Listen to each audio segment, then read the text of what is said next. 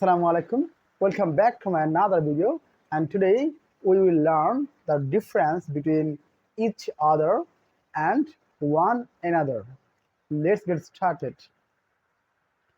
আমরা জানি যখন একে অপরকে বোঝাবে তখন আমরা সাধারণত ইচ আদার অথবা ওয়ান অ্যানাদার ইউজ করে থাকি।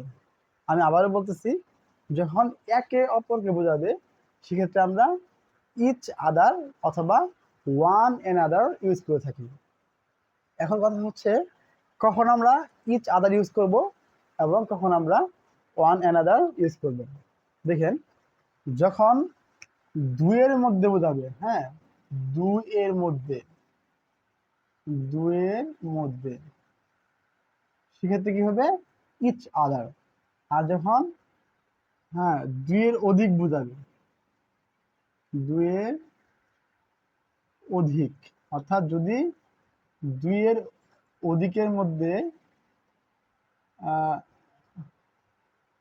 বোঝা সেক্ষেত্রে কি হবে? One another.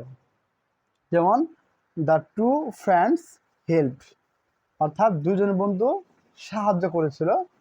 এখন একে অপরকে, যেহেতু এখানে দুজন বন্ধু, টু ফ্রেন্ডস দুজন বন্ধু, সেক্ষেত্রে এখানে কি হবে?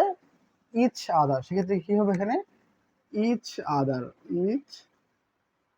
যেহেতু দুজন বন্ধু একে অপরকে সাহায্য করেছে সেক্ষেত্রে আমরা কি বসাবো? Each other. The two friends helped each other. এখন এখানে 2 নম্বর বাক্যে দ্য স্টুডেন্টস হেল্পড দেশ, অর্থাৎ শিক্ষার্থীরা সাহায্য করেছিল। এখানে কিন্তু দুজন উল্লেখ করলেই, এখানে কিন্তু অধিক, অর্থাৎ দুইয়ের অধিক হতে পারে। দ্য স্টুডেন্টস হেল্পড, এখানে যেহেতু দুইজন নেই, অর্থাৎ দুইয়ের অধিকের মধ্যে, সেক্ষেত্রে এখানে কি হবে? One another.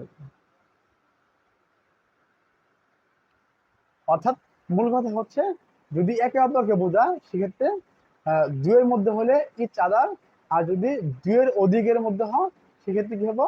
One another. Thank you. আসসালামু আলাইকুম।